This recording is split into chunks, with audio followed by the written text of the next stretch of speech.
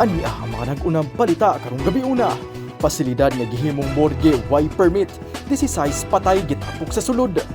House-to-house vaccination sa Mandawi ug walk-in sa Lapu-Lapu gisugdan sa mga barangay. Tanang pasahero nga musud sa lalawigan sa Sugbo, pangitaan na og negative COVID test sugod ugma ug mga curfew ug health protocol violator sa Cebu City.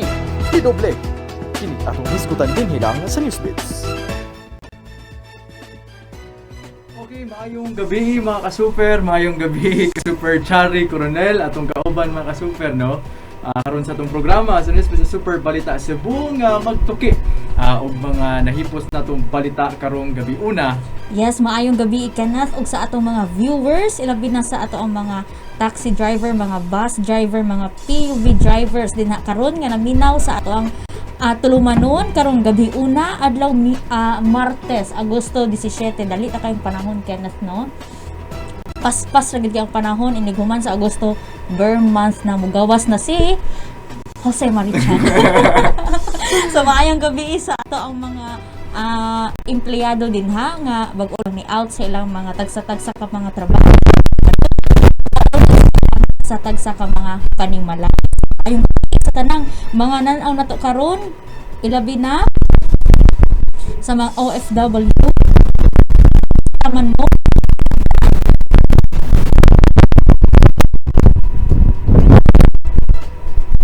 Yes, no, na-kompleto naman siguro og greet ni ka-super Chari Coronel. Karon nato mga viewers nga nagtan-aw karon atong mga nahipos nga balita mga ka-super atong top story. Kalabot ining pasilidad nga gihimong morgue nasuta mga ka-super nga wa di ay permit, nasuta pagyud na diskubrihan pagyud nga adunay 16 ka mga patayng lawas ang gitapok sulod sa maong pasilidad. Okay, so ato nang tukion unyang taod-taod o kini maayong balita alang sa mga residente dinha sa Dakbayan sa Mandawi ug Lapu-Lapu Kenneth tungod kay ilan na yung gipaspasan ang vaccination rollout diha sa Dakbayan sa Mandawi. Nagsugod na sab usab sila sa ilahang house to house vaccination apan alang lang kini sa mga kadtong mga masakiton, kadtong mga bedridden ug diha sa ang kaning mga dakbayan sa Mandawi Lapu-Lapu Kenneth adunan ni sila yung mobile vaccination clinic. Indot sab na ka-super Chari, no, kay nitubag sa pagkagamhanan sa hangyo sa publiko nga mag-house to house ilabi na sa kadtong maglisod yun, no, og adto sa mga vaccination site diha sa Dakbayan. Yes, that's right. Because na ay daghan kaayo nga willing magpabakuna apan gumikan sa ilahang kahimtang Kenneth, sa ilang kahimtang sa panglawas, dili makabisita ngadto sa mga vaccination sites. So kudos sa atong mga local government units. Sa ato'y katulong balita ka-super Chari ug mga super nga nahipos kadtong mga pasahero individual nga buot musud dinhi sa lalawigan sa Sugbo nga gikan sa laing probinsya, no, sa nasud pangitaan na og negatibong resulta sa COVID test bisan og apor. Yes, for authorized persons outside of residence. So, unya taud atong tukion ang dugang detalye na. Unya Kenneth kani dili medyo maayong balita, dili ni maayong balita tungod kay nagkadaghang gahig ulo dinhi sa Dakbayan sa Sugbo. So nitaas ang gidaghanon sa mga violator sa health protocols ilabi na sa curfew. Unsaon gani ka super Chari, no, pagsulbad ining mga sagad siguro mga batanon nga wa gihapon ituman sa lagda sa curfew maglatagaw gihapon, no, lahom sa kagabion. Mas maayo siguro nga ipatuman tong murag household lockdown, no, nga implementar ni gisugyot ni Cebu City Acting Mayor Michael Rama sa Kapanimay, no, sa Kapanimay aron ma-monitor, no, sa mga ginikanan nga di na maggawas, ma-monitor nila nga makauli sayo ang ilahang mga anak. Yes, so isip kita mga Philippines, mga residente atong tabangan ang atong LGU sa atong gobyerno aron mahuman na itaw ning atong giatubang karon nga pandemya. Ang ayan lang sabyod bantay ang mga ginikanan kay lakip na biya sila, no, pamultahon ilabi na sa kadtong ilang mga anak nga minors na rescue sa mga pulis. Ang ginikanan sila mobayad sa multa, may multa sa SRP sa kainin super, bantayan ang inyong anak aron makalikay no sa multa ug limpyo diha sa SRP. Di na nato dugayon mga ka-super alang sa atuang story karong gabi nga nasuta no nga why permit nga gihimong morgue nga nahimutang sa sa dakbayan sa Subo kundi na-diskubrihan sa adunay 16 kapatayng lawas ang gitapok sa sud. Alang sa kumpletong detalye mga ka-super sa maong balitaan niyang report no gikan ni ka-super Philip Serojano ug Kate Denulang. Nadiskubrehan sa mga otoridad nga adunay 16 ka mga patayng lawas ang nakit-an sulod sa viewing facility sa St. Bernard Funeral Homes nga nahimutang sa barangay Basak sa Nicolas sa Dakbayan sa Sugbo. Giinspeksyon karong adlaw ang maong edipisyo sa pagpangulo ni Konsehal Dave Tumulak. Nasuta nga sa 16 ka mga patayng lawas nga anaa sa sulod. Napulo ini ang gisulod sa ordinary freezer samtang ang laing unom anaa pa sa sawgi pahimutang. Adunay tulo ang gisuspetsahan nga namatay sa COVID. Gihimaka kinuon sa manager sa St. Bernard Funeral Homes nga si SJ Palomar nga giingong giabandona na ang maong edipisyo kundi nakit-an ang mga patay. Matud niya nga gigamit pa nila ang maong edipisyo isip morgue kundi indidto nila ibuta ang mga patayng lawas ilabi na sa kadaghang giatiman nila nga nangamatay. Giklaro ni Palomar nga adunay usa ka babay ug duha ka lalaki nga patayng lawas sa maong edipisyo ang wap gikuha sa ilang mga kabanay sukad sa niaging tuig.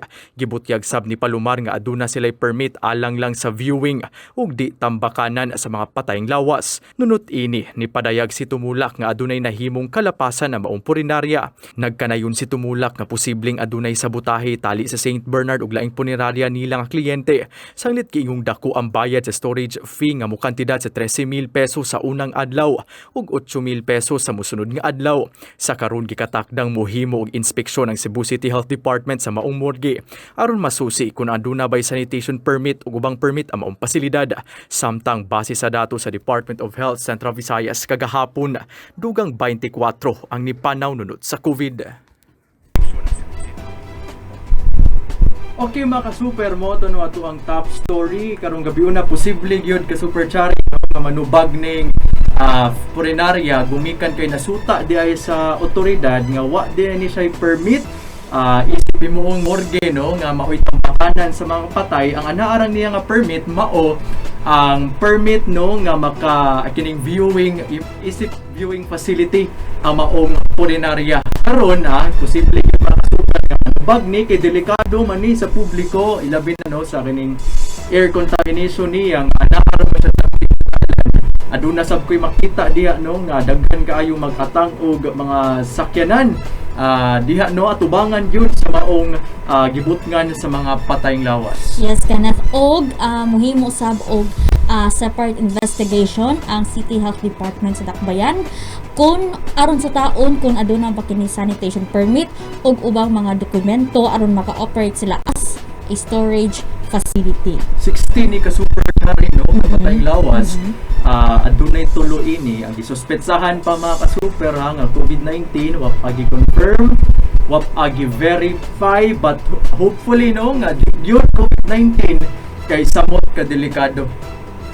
Yes, Kenneth. So, kita sa atong sunod nga balita, maayo ni nga balita, tungod kay ipaspasan karon sa mga dakbayan sa Mandawi ug Lapu-Lapu ang ilahang vaccination program gumikan kay nagsugod na sa house-to-house vaccination ang dakbayan sa Mandawi samtang ang Lapu-Lapu City is ilag yung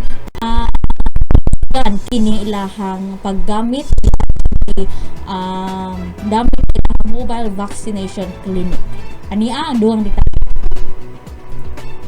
Magsugod na ang dakbayan sa Mandawi ug house-to-house vaccination alang sa mga bedridden ug kadtong mga masakiton nga residente. Niadtong Agosto 15 nabakunahan ang usa ka 75 anyos nga bedridden nga residente sa barangay Paknaan. Gikataho nga buot gyud sa maong individual nga magpabakuna batok COVID-19 apan naglisod siya tungod sa iyang kahimtang. Subay niini nakig-alayon na ang pangulo sa Vaccine Board ug presidente sa Association of Barangay Councils sa Dakbayan pag pag-ila sa kadtong mga bedridden nga mga individual. Gimanduan na ang mga barangay paglista ining mga individual alang sa home vaccination program apan gikinahanglan nga aduna kini consent kanila.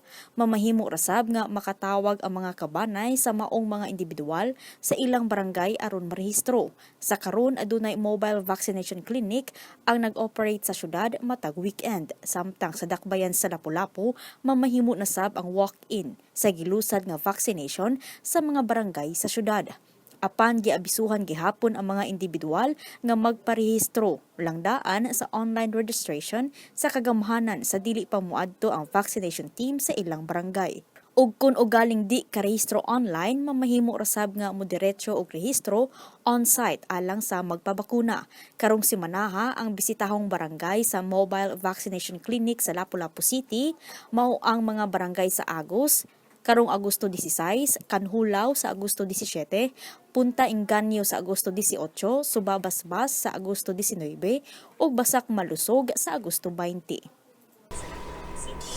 So alang sa itong mga viewers nga taga Mandawi City, so mamahimo gihapon mo magpa-register sa inyong LGU alang sa Mandawi City adto lang sa tinyurl.com/followupvaccination sa katong mga sing pangutana Kenneth no nga nagparehistro naman mi pero wala pa mihatagi og pizza, wala pa mihatagi og schedule, wala pa mihatagi og registration number. So alang sa inyong pag-follow up sa inyong schedule adto lang sa tinyurl.com/followupvaccination. So ang dakbayan sa Mandawi is ubay-ubay po di sila og vaccination sites. Naa sila diha sa Mandawi City Sports Complex, sa UCLM Backgate, diha sa Park Mall, sa J Center Mall, sa Pacific Mall og ilahang mobile vaccination clinic. Samtang diha sa dakbayan sa Lapu-Lapu, ubay-ubay sab ni sila og vaccination sites. Kanat no, doon sad sila unom ka vaccination sites.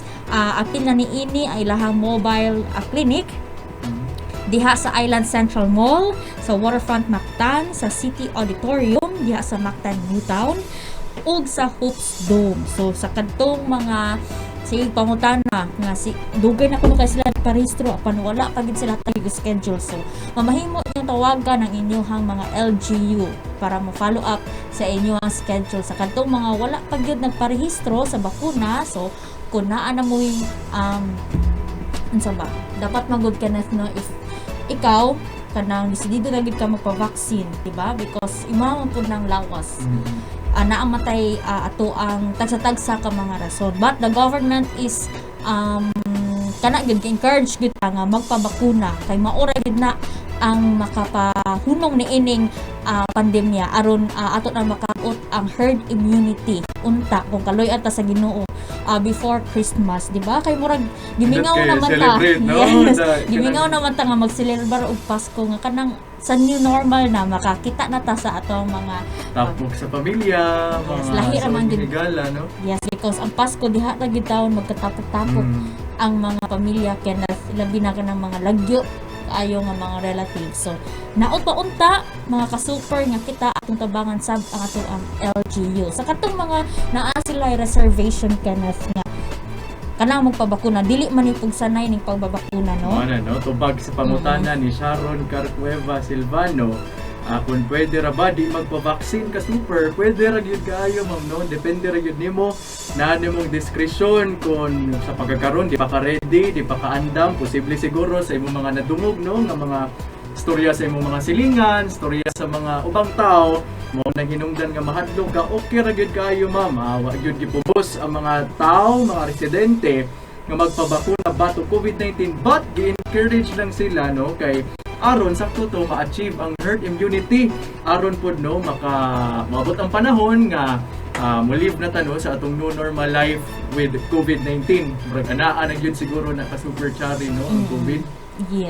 Yes, murag part na gyud siya sa ato ang life. Kining face mask, I don't know sa face shield kung apil ba, but ang face mask murag parte na gyud mga ka-super sa ato ang kinabuhi no. Isip panagang pato COVID. Yes, o bisan pa na nabakunahan na ta, naka fully fully vaccinated na ta dili gyapon ta mo kumpiyansa. So mutamod gihapon ta sa mga health protocols sanglit dili mataganahan nga mahimo kitang career or dili taganahan nga kita matapdan pod sa uban katong mga wala pa na bakunahan. So isip lang pod precautionary measures sa atong kaugalingon. So let's kanang follow the health protocols. Naing komento si Nichi J. Payusan Belia, kiyawan ako magpa-second dose kay daghan na nagpa-vaccine paghuman naglisod og ginhawa. Mas maayo siguro nun doon na tayo kauban dere nga expert mga ka-super or kining doktor no nga maka-explain but they give me ang right person nga maka-explain but amo lang i-share siguro amo ang vaccination experience sa kuan mga ka-super no wa gyud mi ako wa gyud ko nakasinati og paglisod ug pagginhawa pagturok nako sa second dose sa ako ang bakuna magdepende siguro no sa tao kung unsa ang approach sa iyang lawas ang immunity sa iyang lawas kung luya diha siguro posible nga murag makasinati siguro siya grabe nga adverse effect no sa COVID vaccine. Yes, kanak. So, katong mga dunay gipamati. So, siguro lang yun, if you are kanang willing to be vaccinated, siguro lang yun nga, makonsulta sa mo sa inyo mga doktor. Kung kamo,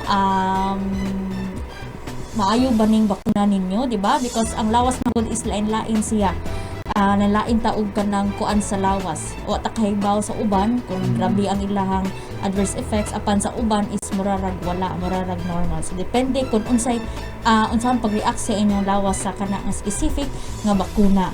But during vaccination, doon naman gihapoy mga medical workers, mga ka-super no, nga mo-interview, mangutanan ninyo kung unsa inyo mga sakit, unsa inyo magipag-inom nga mga tambal, unsa inyo mga allergies. Mas importante siguro nga mutug-an lang gyud mga ka-super no sa inyo mga nasinating sakit aron pud ma-assess og tarong sa ato ang medical workers kung angay ba gyud ka nga mabakunahan pa to COVID-19 kaya naro by some cases no sa akong mga nadungog pod or na pangutan-an nga mga tawo nga adunay mga namakap nga naaday sila'y sakit, naaday sila'y allergy, yawa nito dito pag magbakuna mas nagrabe na niyo nilang nasinati nga effect. Yes. Na nangutana dili ka na pwede ra dili mo pabakuna way pagsanay ang pagbakuna. Wa gyud pagsanay mga ka-super no, depende ra gyud ninyo kung ganahan mo maprotektahan imong kaugalingon, imong pamilya, imong mga suod nga higala or imong mga kinsa pa imong mga minahal sa kinabuhi diha mga ka-super. Yes, og kanang bakuna is dili na for sale. So walay bayad ang bakuna ha, basin og kanang naay saad-saad ninyo din nga naay bayad ang bakuna para naalam mo slot sa vaccination. So walay bayad ato ang pagbakuna, libre kana nga gihatag sa ato ang gobyerno. Yes, tindot na point no ka Super Chowdy kay naaro ko to incident dire sa usa ka vaccination site sa Dakbayan Subo. Nagipabayad ang usa ka medical student no sa usa ka tunghaan og 1,500 dako gyud alang aron lang mabakunahan siya pato COVID-19 mo na mga ka-super magmatngon mo inang mga personnel ba siguro sa mga vaccination sites nga maningil ninyo og bayad libre gyud ang bakuna alang sa tanan mga ka-super. Okay na naman nangutana no kalabot sa ato ang tulong balita kalabot ining pag-require na sa negatibong resulta sa RT-PCR test o antigen test baka alang sa kadto mga pasahero nga gikan sa laing probinsya gawa sa Sugbo nga buot musod dinhi sa lalawigan sa Sugbo ani ang tubag anak mga ka-super sa report no ining gikan ni ka-super wala ining balita mga ka-super. Sugod ugma Agosto 18, tanang pasahero gikinahanglan na nga mopakita og negative RT-PCR test o rapid antigen test result kung musod sa probinsya sa Sugbo. Miluwat si Cebu Governor Gwendolyn Garcia og Executive Order No. 40 Lunes sa gabii nga nagmando sa tanang pasahero lakip na ang domestic, international, apurman o dili nga musod sa lalawigan sa Sugbo nga mopakita og negative RT-PCR test result nga gikuha sud sa 72 ka oras o negative antigen result nga nakuha sud sa 48 ka oras. Apan kadtong nakabiyahe na sa WAPA giluwat ang EO, iswab sila sa ilang pag-abot sa mga pantalan sa lalawigan ug sa Mactan Cebu International Airport. Una nang mianunsyo si Garcia nga pahugta ng border control alang sa mga inbound passenger gumikan sa presensya sa Delta variant. Adunay gimontar nga swabing booth sa lungsod sa Sambuan alang sa mga inbound ug outbound ka pasahero. Gilugwayan hangtod Agosto 31 ang MECQ with heightened restriction status sa 11 ka mga LGU nga mao ang Argao, Consolacion, Cordova, Liloan, Minglanilla, Uslob, Sambuan, Sibunga ug mga dakbayan sa Talisay, Naga ug Karkar. Okay, adunay pangutan na si Renel Villamor Alemios. What if ka-super na ara diri sa province of Cebu? Moadtog City, pangayuan ba gihapon og negative result sa COVID test? Dili, no? Ka-super Renel Villamor Alemios kay ang EO ni Cebu Governor Gwendolyn Garcia pag-require ining negative COVID test result alang nang no sa kadto mga pasahero nga gikan gawa sa Cebu or outside Cebu. For example, si ka-super Chari, taga-Samar ba siguro nya buot yung musod din sa lalawigan sa Cebu, diha na siya pangayuan og negatibong resulta sa COVID test. But kung si ka-super Chari taga Cebu City, buot moari og probinsya, asa ba sa north ba, sa San Remigio, sa south, sa Argao ba, dili ra siya pangitaan og COVID-19 test result alang lang sa kadto mga pasahero nga gikan gawas sa Cebu. Yes. So, tanan tanang pantalan sa atong tugpahanan. So, magkinahanglan ng gyud og negative RT-PCR test. Negative RT-PCR test should be taken ka-super Kenneth within 72 hours. Samtang antigen test is within 48 hours. So, even if apur ka, authorized person outside residence, so gikinahanglan na gyud ang negative COVID test. So, pasabutin tanan na sa gyud mga tao, mga pasahero nga mosud ni sa lalawigan, pangitaan na gyud og negatibong COVID-19 test result. Adunay nangutan na ka-super Chari, sir, full vaccine need pa ba og swab? Need pa yun patay na dawat nga mandok nga ma-exempted ang mga fully vaccinated individuals sa pagpaubo sa swab test. Yes. So, tanan gihapon applicable ni fully vaccinated man o dili, so applicable ni sa tanan nga musud din ni sa lalawigan sa Cebu. So aduna nay mga swabing apan kaning mga pasahero nga transit na nilapas, nakabiyahe na sila, unya naaprubahan na ning EO, naagyapoy mga swabing booth na mga diha sa mga pantalan. For example, diha sa Sambuan na ay swabbing booth dira nga gibuntar. So mamahimo ra gyapon mo nga dinha na mokuha sa inyong RT-PCR or antigen test. Libre pa ba gihapon ni swab test sa swabbing booth? Ka-super Chari, murag siguro bayad Shoulder, yes. Basin, but kung man maayo mga ka-super mo, kikalayon mo sa inyong accepting LGU kung asa mo mga pantalan din sa lalawigan, mo dunggo, mas maayo makikalayon mo kung sila pa ba, kamo ba'y mo bayad sa swab test. Yes, arita sa to ang sunod nga balita, Kenneth. So kani sa mga violators, sa mga health protocol violators, sa mga curfew violators dinhi sa dakbayan sa Cebu, gumikan kay nabantayan gyud sa kapulisan nga nidaghan ang mga wala na gyud mituman, wala na gyud mutamod sa mga health protocol. Sa niya ang dugang detalye. Nidoble ang gidaghanon sa mga nadakpan sa kapulisan atol sa unang adlaw sa pagpatuman sa Oplan Puyok sa dakbayan sa Cebu. Niabot sa 389 ka mga tao ang nasikop sa kapulisan diin sagad kanila nakalapas sa lagda sa curfew health protocols. Sa 389 ka nasikop, 319 niini ang nadakpan sa curfew ug 91 ang nasakpang wala magsulob og face mask ug laing upat ang nakalapas sa liquor ban. Matod ni Police Police Lieutenant Colonel Wilbert Parilla, ang Deputy City Director for Operations sa CCPO, nga nidaghan ng ilang nasikop sanglit nakatutok na sila karon sa mga hilit nga lugar sa matag barangay. Gipatawag na sab ang mga ginikanan sa mga minor de edad nga nasikop alang sa pagbayad sa multa ug kundi kabayad palimpyuhon kini sa South Road Properties alang sa community service. Gipasalig hinuon sa kapulisan nga hugot nga gipatuman ang health protocols sulod sa holding area kundiin gipahimutang ang mga minor de edad. Musugyot na sab si Parella sa kagamhanan nga ipaubo sa COVID test ang kadtong mga madakpan sa Oplan Bulabog aron maila kung kinsa ang nagpositibo sa COVID-19 aron ma-isolate dayon kini. So reminder lang sa ato ang mga kabatan-unan nga ato ang curfew in taong dinhi sa Dakbayan Subo is from 10 PM to 5 AM. So mosunod lang gid ta aron dili lang gid kanang di ta magda or di ta magdugang-dugang sa problema sa ato ang komunidad. So mosunod lang gid ta, mutamod lang gid ta sa atong health protocols. Gumikan kay inyo hagya po mga ginikanan ang mag-antus, no? Sa mga minor de edad Kenneth, ang mga ginikanan may magbayad sa multa Gawas anak sa violation.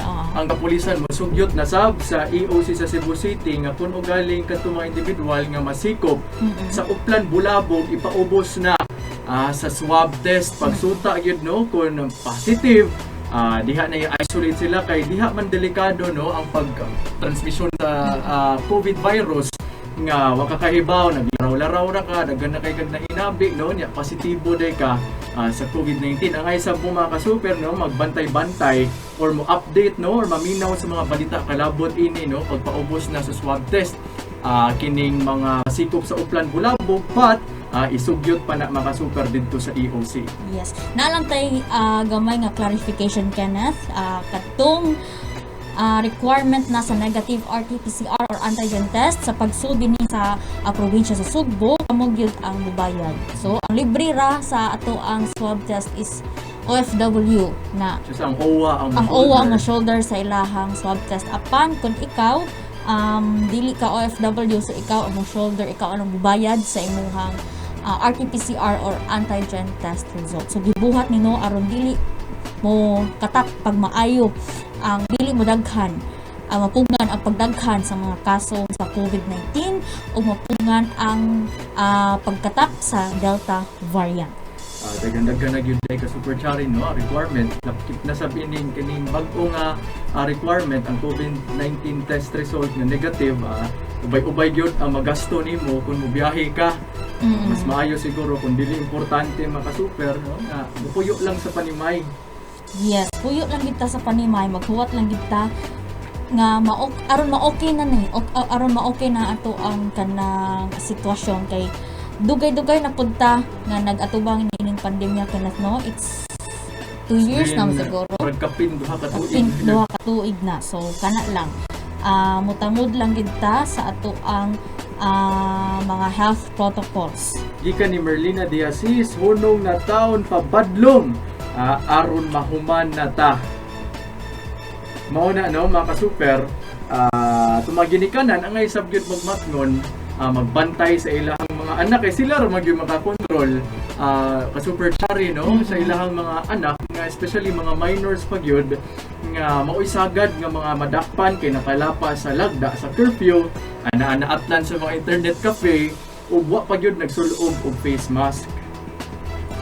Yes, na inang tanad diri pwede ra antigen test ipakita sa airport para makauli sa Cebu. So, pwede ra antigen test ang inyo ipakita. Gikan sa MGCQ na lugar nga fully vaccinated kinahanglan gihapon og swab test pasulod sa Cebu City. Basically ma'am, kinahanglan gyud gihapon kay kon kadto mga pasahero nga moso diri sa lalawigan gi-require naman ang negative COVID test result and mapasabtay mga nadawat no nga mando nga exempted sa COVID test ang mga fully vaccinated individuals. Yes. Si Raymond, niingon puyo lang sa tabalay pero ang problema, walay ayuda nga maabot. Mao na no, sagad sa gyud sa ato kay suunan karon ka super chari kung mag-lockdown mo agad ra gyud sa bakuna kay lisod gyud kaayo ang pangwarta ron ang panginabuhian ron. Ilabi na ni stricto na sa pagbalik adunay mga establishmento nga mga gipasirhan.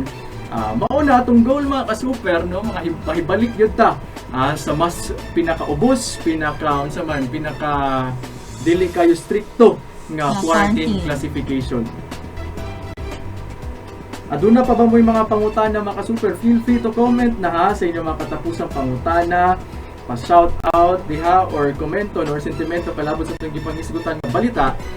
Kay pipila ka minutos manamilit na ta, but before that mga ka-super, aduna sa tay announce no alang sa kadtong mga way mga trabaho, nangita og trabaho aniya ang Cebu Mitsumi Incorporated.